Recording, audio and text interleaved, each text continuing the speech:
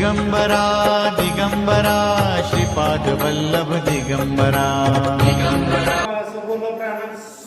सुरेजवाडी तालुका खटाव जिल्हा सातारा। माझा अनुभव असा आहे, माझ्या आईला महाराज एक वर्षभर किकाली तर 1 किलोमीटर ऐकायला जात होतं, असं होत होतं। आमचे जोडीदार सांगत होते धोंडेवाडीचे मलकापूरला चल। मी टाळत गेलो, पण एके दिवशी आमच्या सरपंच जोडीदाराने मला सांगितलं आणि त्यांच्या बहिणीबरोबर आम्ही इथं आलो।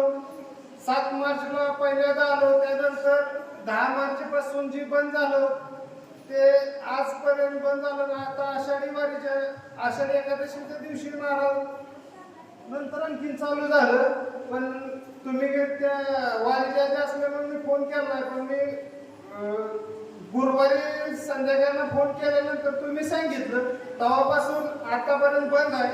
म्हणजे 7 मार्च पासून ते थांबलेलं ते 2 दिवसापूर्वी चालू झालं मागच्या आठवड्यात, आणि पुन्हा ते थांबलेलं आहे।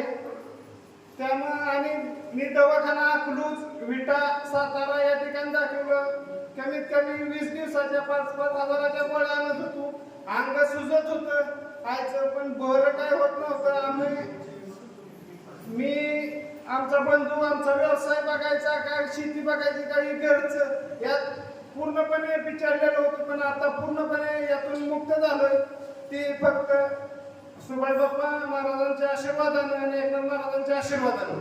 टाळ्यांच्या गजरामध्ये